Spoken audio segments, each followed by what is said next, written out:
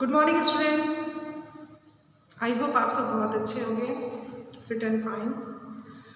आज हम लोग हिंदी महाभारत से चैप्टर नंबर 22 प्रतिज्ञा पूर्ति और चैप्टर नंबर 23 विराट का भ्रम पढ़ेंगे।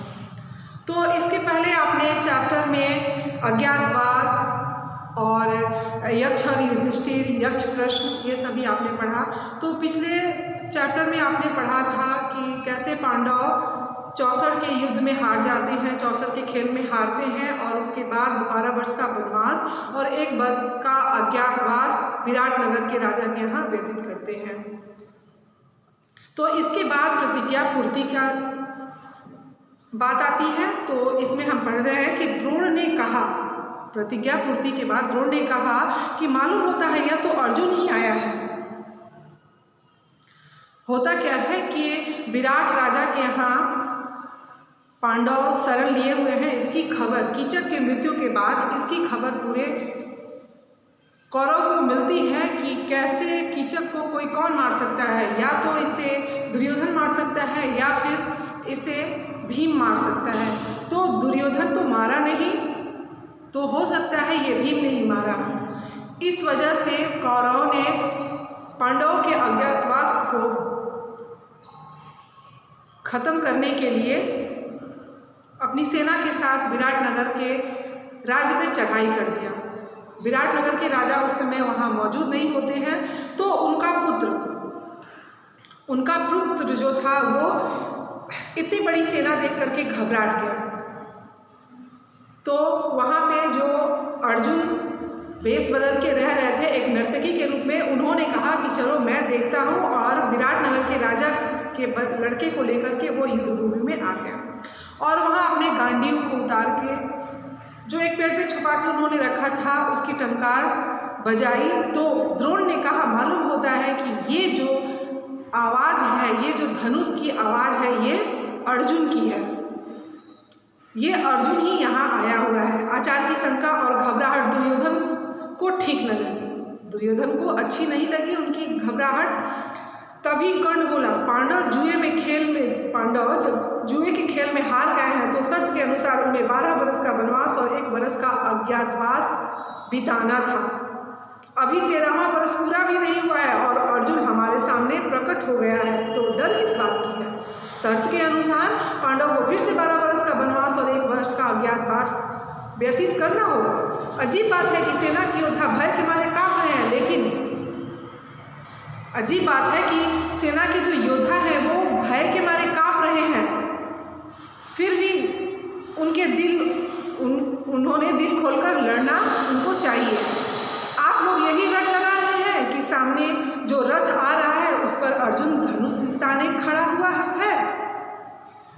दुर्योधन और अन्य को कर्ण ने बोला, पर वहाँ अर्जुन की बजाय परशुराम हो तो भी हम क्यों डरें।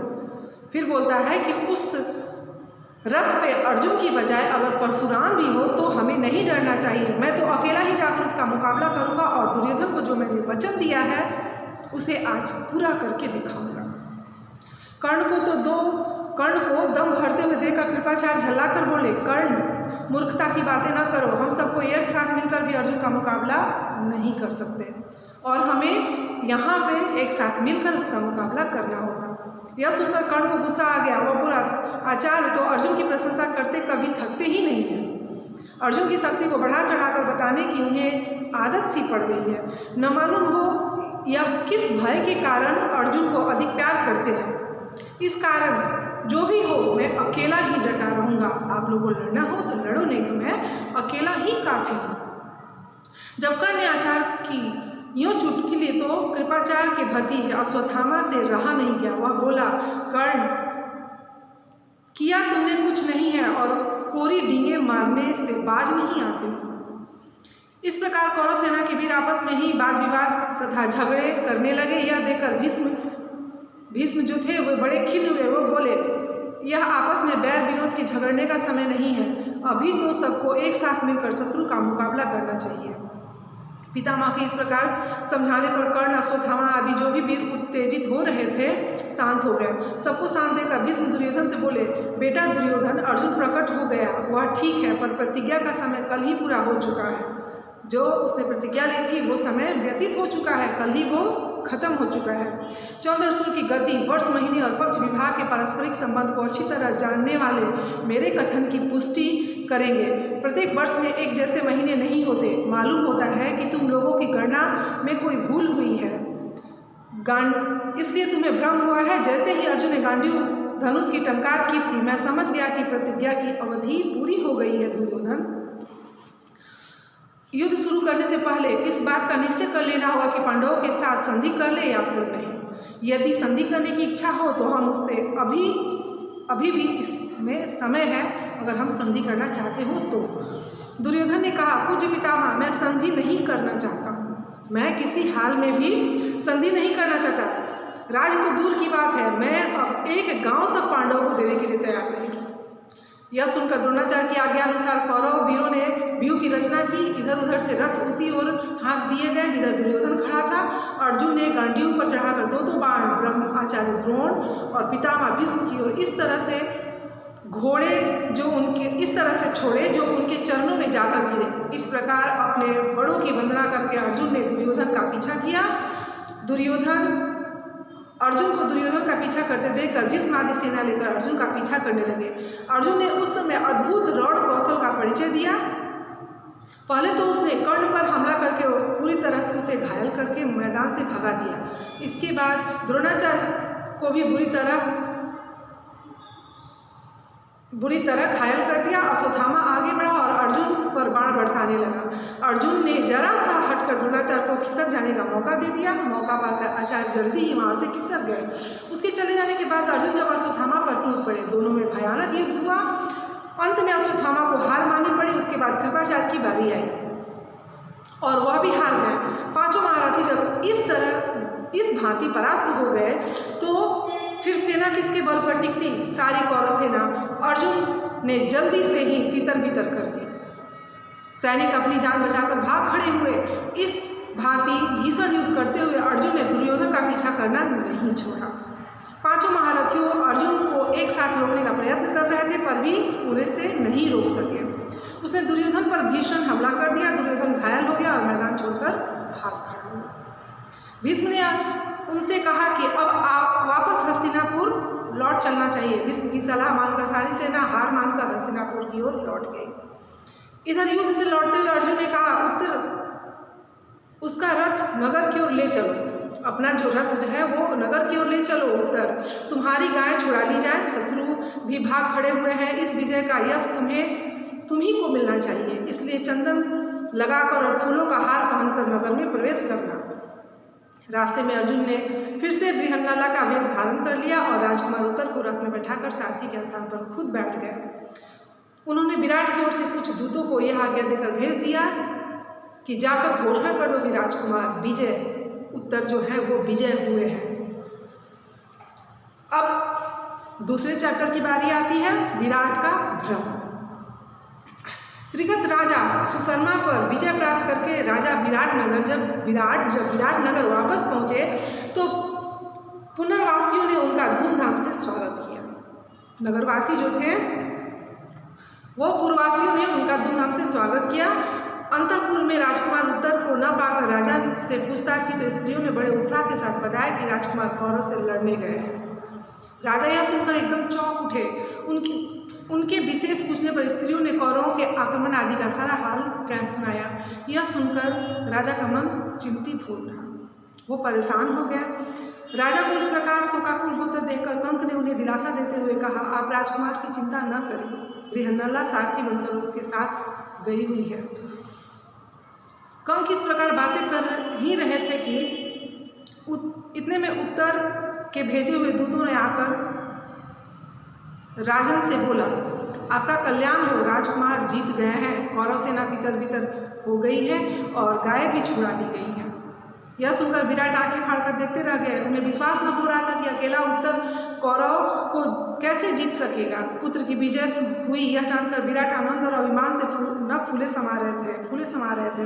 उन्होंने दूतों को असंख्य रत्न और धन पुरस्कार के रूप में देकर खूब आनंद मनाया। इसके बाद राजा ने प्रसन्नता से अंतःपुर में जाकर कहा, सौरंद्री चौपट की गोटे तो जरा ले आओ, सौरंद्री चौपट की गोटे ले आओ। चलो कंक से दो दो हाथ चौपड़ खेल रहे। आज खुशी के मारे मैं पागल सा हुआ जा रहा हूँ। मेरी समझ में नहीं आ रहा है कि मैं अपना आनंद कैसे व्यक्त करूँ। दोनों खेलने बैठे। खेलते समय भी बातें होने लगी। देखा राजकुमार का स्वर, विख्यात कौरव वीरों को मेरे बेटे ने अकेले ही लड़कर उन्हें परास्त कर दिया। निसंदेह आपके पुत्र भाग्यवान हैं।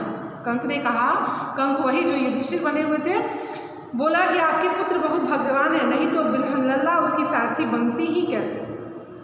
कंक ने कहा, विराट झुलाकर बोले, आपने भी क्या यह बृहन्नला की रट लगा रखी है। मैं अपने पुत्र की विजय की बात कर रहा हूँ और आप उसके सारथी की बात करके लड़ाई करने लगे हैं। युधिष्ठिर ने जब बृहन्नला का नाम लेकर जैसे ही कुछ कहना चाहा, राजा से रहा न गया। उसने अपने हाथ का पासा युधिष्ठिर यानी कंक के मुंह पर दे मारा। पासे की मार से युधिष्ठिर के मुख पर चोट आ गई और खून बहने लगा। इतने में द्वारपाल ने आकर खबर दी कि राजकुमार उत्तर बृहन्नला के साथ द्वार पर खड़े हैं, राजा से भेंट करना चाहते हैं। सुनते ही विराट जल्दी से उठकर बोले, आने दो आने दो। कंक ने इशारे से द्वारपाल को कहा कि सिर्फ राजकुमार को लाओ, बृहन्नला को नहीं। क्या बोले कि सिर्फ राजकुमार को लाओ और बृहन्नला को नहीं। युधिष्ठिर को भय था कि कहीं राजा के हाथों उसको जो चोट लगी है उसे देखकर अर्जुन गुस्से से कोई गड़बड़ी न कर दे। यही सोच उसने द्वारपाल को ऐसा आदेश दिया। राजकुमार उत्तर ने प्रवेश करके पहले अपने पिता को नमस्कार किया, फिर वह कंक को प्रणाम करना ही चाहता था कि उसके मुख से खून बहता देखकर चकित हो गया। उसे अर्जुन से मालूम हो चुका था कि कंक तो असल में युधिष्ठिर ही है। उसने पूछा, पिताजी इनको किसने यहाँ पे पहुँचा दिया। पिता विराट ने कहा, बेटा क्रोध में मैंने चौपड़ के पासे फेंक मारे हैं। क्यों, तुम उदास क्यों हो गए। पिता की बात सुनकर उत्तर कांप गया। विराट कुछ समझ न सके कि बात क्या है। उत्तर ने आग्रह किया तो उन्होंने कंक के पांव पकड़कर क्षमा याचना की। इसके बाद उत्तर को गले लगा लिया और बोले, बेटा बड़े वीर तो तुम हो। उत्तर ने कहा, पिताजी मैंने कोई सेना नहीं हराई, मैं तो लड़ा ही नहीं। बड़ी उत्कंठता के साथ राजा ने पूछा, कौन था वह वीर, कहाँ है वह, बुला लाओ, उसे भी बुला लाओ। राजकुमार ने कहा, पिताजी मेरा विश्वास है कि आज या कल वह अवश्य प्रकट होंगे। और बोला कि आज या कल वो अवश्य प्रकट हो जाएंगे, अभी बुलाने की आवश्यकता नहीं है। थोड़ी देर तक तो पांडवों ने सोचा कि अब ज़्यादा विवाद करना और अपने आप को छिपाए रखना ठीक भी नहीं है। यह सोचकर अर्जुन ने पहले राजा विराट की और बाद में सारी सभा की ओर अपना परिचय दिया। लोगों के आश्चर्य का और आनंद का ठिकाना न रहा। सभा में कोलाहल मच गया। राजा विराट का हृदय कृतज्ञता, आनंद और आश्चर्य से तरंगित हो उठा। विराट ने कुछ सोचने के बाद अर्जुन से आग्रह किया कि आप राजकन्या उत्तरा से विवाह कर लें। अर्जुन ने कहा, राजन आपकी कन्या को मैं नाच और गाना सिखा रहा हूँ, मेरे लिए वह बेटी के समान है, इस कारण यह उचित नहीं है मैं उसके साथ विवाह करूँ। हाँ, यदि आपकी इच्छा है तो मेरे पुत्र अभिमन्यु के साथ उसका विवाह हो जाए। राजा विराट ने यह बात मान ली। इसे कुछ समय बाद दुर्योधन के दूतों ने आकर युधिष्ठिर से कहा, कुंती पुत्र महाराज दुर्योधन ने हमें आपके पास भेजा है। उनका कहना है कि उतावली के कारण प्रतिज्ञा पूरी होने से पहले ही अर्जुन पहुंच गए हैं उनके सामने, इसलिए शर्त के अनुसार आपको 12 वर्ष के लिए और भी वनवास करना होगा। इस पर युधिष्ठिर हंस पड़े और बोले, दूतगण शीघ्र ही वापस जाकर दुर्योधन को कहो कि वह पितामह भीष्म और जानकारों से पूछकर इस बात का निश्चय करे कि अर्जुन जब प्रकट हुआ तब प्रतिज्ञा की अवधि पूरी हो चुकी थी या नहीं। मेरा यह दावा है कि 13वां वर्ष पूरा होने के बाद ही अर्जुन ने धनुष की टंकार की है। तो स्टूडेंट, इस तरह हमारा 2 चैप्टर यहाँ कंप्लीट होता है। कौन कौन सा? तो प्रतिज्ञा कुंती और विराट का यम। इन दोनों चैप्टरों को आप अच्छे से पढ़िएगा, समझिएगा नेक्स्ट क्लास में। Thank you.